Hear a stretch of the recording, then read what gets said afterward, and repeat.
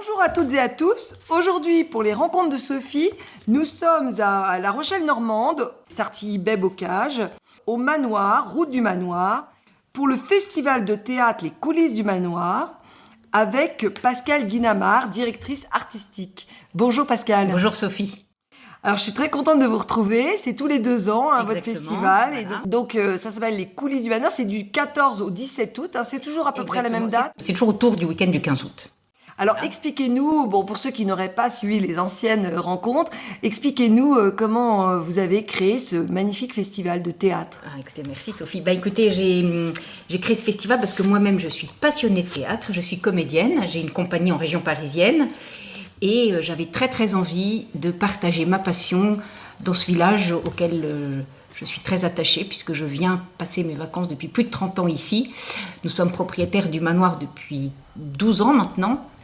Et quand on a acheté cette maison qui est complètement avec tout à refaire, il y a beaucoup de travaux, mais on a eu très vite envie avec mon mari d'exploiter le lieu pour créer ce festival de théâtre. Et donc vous avez créé une association avec Exactement. votre mari Vincent Voilà, alors il y a avec la présidente qui est Isabelle Chapdelaine, la trésorière Véronique Rébeux, et donc mon mari et moi-même. Donc avec des gens du coin. Exactement, voilà. Avec des gens de La Rochelle-Normande. On a créé cette association. Donc Vincent et moi sommes directeurs artistiques du festival. Notre rôle à nous, c'est de choisir les spectacles. On a 2 ans, puisque le festival n'a lieu que tous les 2 ans, on a 2 ans pour sélectionner 7 spectacles. Il y en a 2 par jour, sauf le dernier jour. Ouais, voilà. C'est ça. Et donc on a dit les dates, mais on n'a pas dit les jours, c'est important, c'est mercredi, jeudi, vendredi, samedi. Exactement, voilà. Et donc, il vous faut 2 années, parce qu'en fait, c'est à temps plein, parce qu'il y a une année de recherche, c'est ça? Exactement, il y a une année où on cherche les spectacles. En fait, dans l'année, nous, on envoie, sur les 2 ans, on va dire, on envoie 200 à peu près spectacles pour en sélectionner 7. Alors autrement, oui.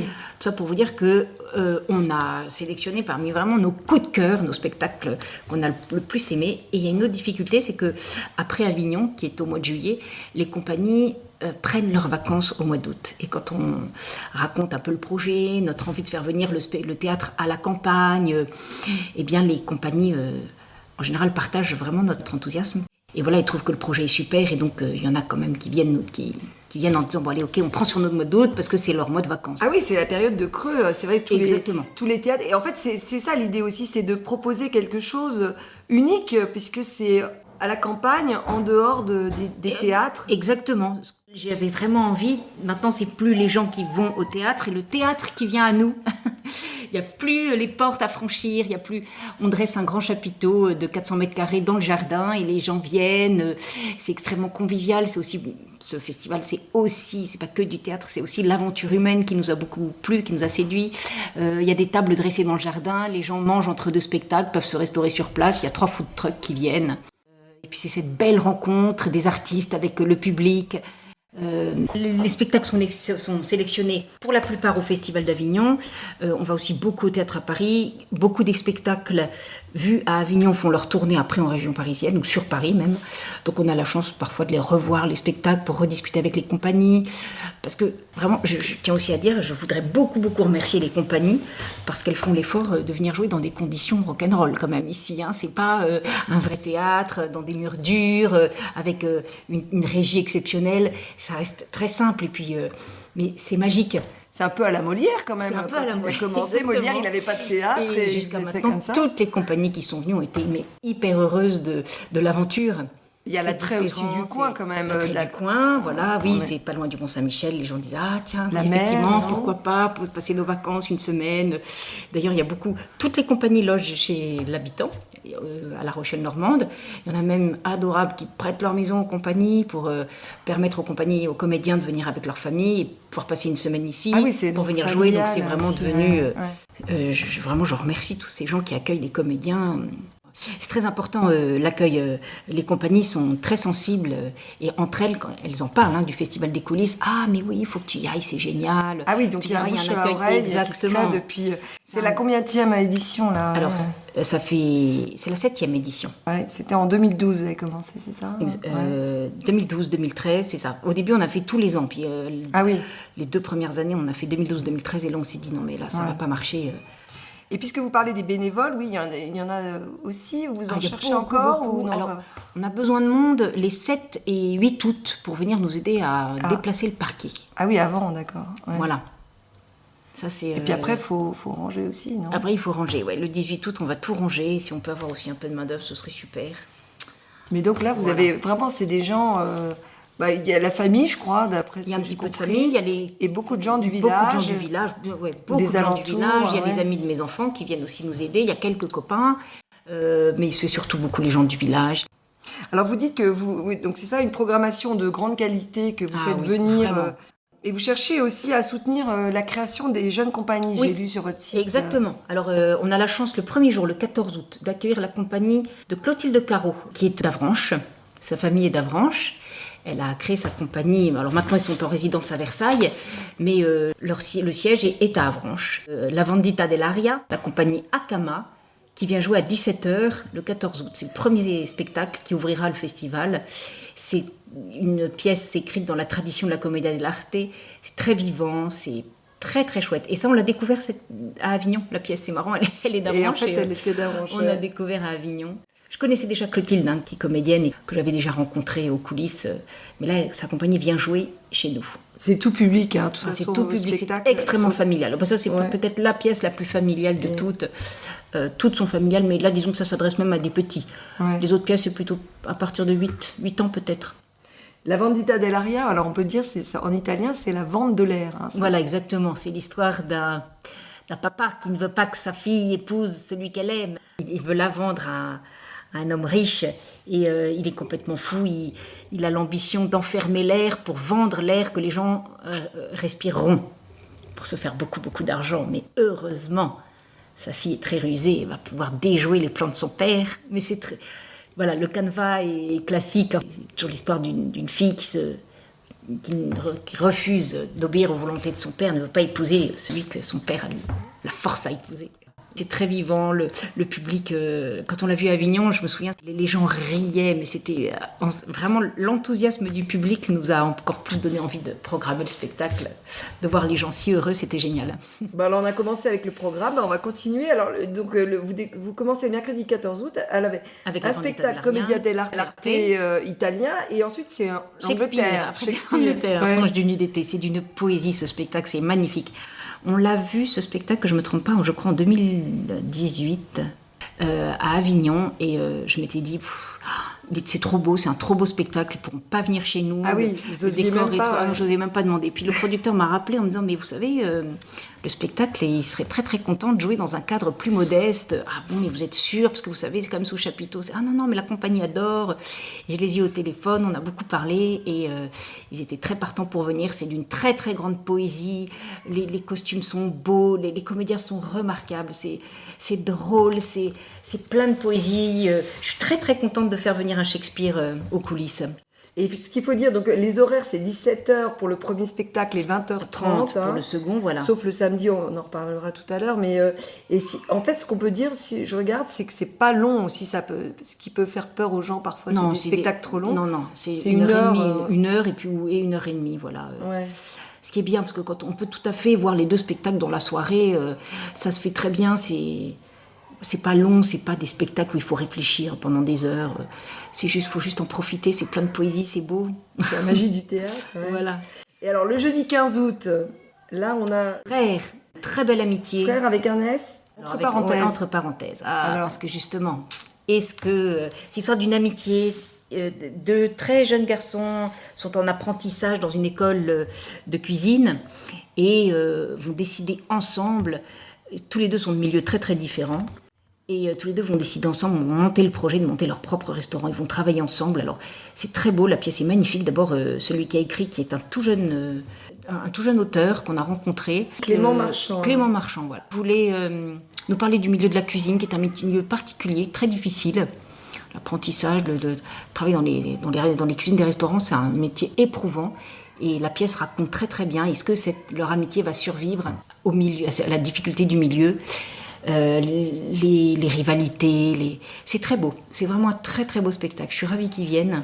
C'est un duo d'acteurs. Voilà, deux comédiens qui jouent tous les deux super bien. Et C'est le très soir, chouette. donc Et le alors là, soir, alors il y a 2 pièces qui sont sur le thème du sport. Alors là, vol et divol, je suis super contente qu'ils viennent parce que ça fait longtemps que...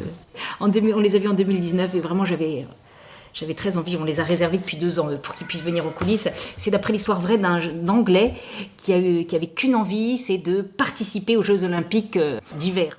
Et malgré l'opposition de ses parents, de son entraîneur, il va se casser la figure, il va être plâtré de la tête aux pieds. Il persiste, il va finir par participer aux Jeux Olympiques. C'est magnifique. Je trouve que c'est une très belle pièce sur le courage. En plus, ils sont 3 jeunes comédiens, ils sont super. Et je trouve que voilà, c'est des très belles valeurs, du courage, de la persévérance. Voilà. Et donc, vendredi 16 août, on va avoir encore un spectacle sportif, mais d'abord l'envol du pingouin. L'envol du pingouin. Jean-Jacques Vanier. La pièce a été coécrite avec François Rollin et Jean-Jacques Vanier. Jean-Jacques Vanier deux noms connus, très connus, puisque Jean-Jacques Vanier, de référence. Jean-Jacques Vanier est intervenu, a fait des émissions sur France Inter. Il a joué plus de 1000 fois sa pièce, ce qui est quand même dans la vie d'un comédien rare. Oui. C'est merveilleux ça. Il a joué à l'Olympia à Paris et après l'Olympia, les coulisses du manoir. Il a eu la gentillesse de venir jouer son spectacle. On est très très contents. C'est un comédien pour moi extraordinaire. Vraiment, je suis très très contente qu'il vienne jouer aux coulisses. Et la pièce c'est un seul en scène. La pièce est émouvante, c'est drôle, c'est absurde, On peut pas résumer alors. C'est difficile à résumer parce que en fait la pièce tient surtout sur le texte est très très bien, mais le jeu du comédien est tellement fabuleux, j'ai du mal à. J'ai envie un peu de réserver la surprise. Il faut pas Venez voir ce spectacle, c'est génial. Donc un très beau seul en scène. Ah oui, très beau seul en scène, vraiment facile. La première pièce, ils sont 3, le Shakespeare, ils sont 6, Frères, ils sont 2, Vol et Divol, ils sont 3, l'envol du pingouin, c'est un seul en scène, et après, les 3 derniers jours, ce seront que des seuls en scène. Donc, après l'envol du pingouin, donc le soir, il y aura Au-dessus de la mêlée, de Cédric Chapuis, extraordinaire. Ça, c'est une très très belle histoire. Alors moi qui connais rien en rugby, ça me passionne pas. À Avignon, on y a été parce que des amis nous ont dit mais allez voir ça, c'est fabuleux. Bon, moi le rugby, je me suis dit ok. Mais en fait, c'est bien au-delà du sport, c'est toutes les valeurs du vivre en équipe, c'est génial. On dit qu'il y a un bon esprit dans le rugby. C'est vrai que moi, j'ai jamais compris. Ça va au-delà du sport. C'est très bien. Vraiment, en fait, tout est bien. C'est difficile de... Alors, le samedi donc, 17 août... un spectacle à 18h cette fois-ci. Voilà. Le seul spectacle, ce sera aussi très... joué. Alors, Au-dessus de la mêlée est écrit et interprété par Cédric Chapuis. Il en est de même pour Une vie sur mesure. C'est aussi Cédric Chapuis qui a écrit et interprété le spectacle. C'est l'histoire d'un enfant différent des autres, on pourrait dire autiste, qui ne perçoit du monde extérieur que des rythmes, qui va se passionner pour la batterie. Ses parents vont finir par lui acheter une batterie en très mauvais état, mais pour lui, c'est extraordinaire. Et c'est magnifique. C'est une très très belle pièce. Comment ce jeune inadapté va rencontrer les autres, Puis il joue remarquablement bien, le comédien joue très très bien de la batterie. Donc, mais c'est avant tout une pièce de théâtre, attention, c'est pas un concert de batterie. C'est inspiré d'une histoire vraie ou pas? Non. Peut-être de sa vie s'il aime la batterie, non? Comment est-ce qu'il a eu l'idée d'écrire ça? Je sais pas, il faudra lui poser la question. Une vie sur mesure, c'est un succès d'Avignon depuis 15 ans, je pense. Je crois que c'est tous des succès d'Avignon. Oui, le programme. J'ai oublié de dire, Une vie sur mesure a eu un Molière, du seul en scène. Jean-Jacques Vanier aussi. Je crois qu'il en a même eu 2 Molières, Jean-Jacques Vanier. Donc, les spectacles ont même été... Avignon, Molière, tout ça, c'est des références de qualité. Et puis le festival, maintenant qu'on connaît, on sait que c'est les références. Voilà. Alors, vous disiez justement que on pouvait y passer toute la journée presque... Enfin, en tout cas, toute l'après-midi et la soirée. Ah bah oui. Parce que vous avez, autour du théâtre, il y a aussi d'autres... Il y a des expositions, il y aura même un atelier avec des personnes en situation de handicap auquel tout le monde est invité. En fait, l'atelier est proposé à tous, qui vont créer une œuvre d'art. Et il y aura, à la fin du festival, la vente aux enchères de l'œuvre qui aura été créée pendant les ateliers. Il y aura une visite commentée, guidée du manoir, le 15 août à 15h. Voilà, donc et il y aura plusieurs expositions. Il y a Paola Lévesque qui va venir exposer. Il y a la maison d'Odile de Sarty aussi qui va venir exposer quelques œuvres. Oui, et vous disiez, on peut se restaurer, donc 3 food Oui. trucks. Voilà, alors, il y en a pour tous les goûts, je crois. Ah oui, il y a pizza, hamburger, galette, voilà. Et alors, j'avais cru comprendre aussi que cette année, vous avez fait des choses aussi pendant l'année, non? Et oui, si. Il y a eu une exposition pierre, feuille, ciseaux. On est intervenu aussi pour les journées du patrimoine. On a donné des représentations au château. J'avais vu, c'était formidable. Voilà. C'était le château Du château de la Rochelle-Normande et dans le jardin, à l'occasion des journées du patrimoine, on avait joué. Ah ouais, c'était excellent. Il y a du Tchekhov. Il y a eu, oui, c'est ça. Il y a eu du Tchekhov. Il y avait Feydeau, des petites scènes de Feydeau. Dans le cadre du jardin. Voilà, exactement. C'était C'était formidable. très sympa. Oui, vous avez ce qui permet de faire venir quand même des spectacles de qualité. Oui, on a eu des subventions. C'est des subventions. Voilà, de la région, du département, la communauté d'agglomération, qui nous ont donné un sacré coup de main. Ouais, ça c'est super. Et des sponsors aussi. Oui, il y a beaucoup de commerçants locaux. de Sartilly, de la Rochelle-Normande qui ont aidé aussi. Alors, les tarifs, justement, ils sont vraiment très abordables pour ce genre de spectacle. Nous, ce qu'on veut, c'est vraiment faire venir le maximum de monde. Donc, 9 € la place, 40 € les 5 spectacles et 50 € les 7. Tous les 7. Et c'est gratuit pour les... Moins de 12 ans. Et comme on a dit, c'est ouvert à beaucoup d'enfants. Ah bah oui, vraiment, c'est familial. Le premier, voilà, à partir de 8 ans, je dirais, oui. Et donc, les réservations en ligne... sont clôturées depuis aujourd'hui. Mais il y aura la possibilité le vendredi matin sur le marché de Sartilly le 2 et le 9 août. Et au manoir, à partir du 12 août, vous pourrez venir prendre vos places. Et est-ce qu'on peut prendre aussi sur place, mais c'est risqué, quoi, c'est ça? Oui, si on peut aussi sur place, s'il reste des places. S'il reste des places. Ouais, c'est peut-être mieux de... Donc vous allez aussi au marché, carrément. Exactement, on a un emplacement.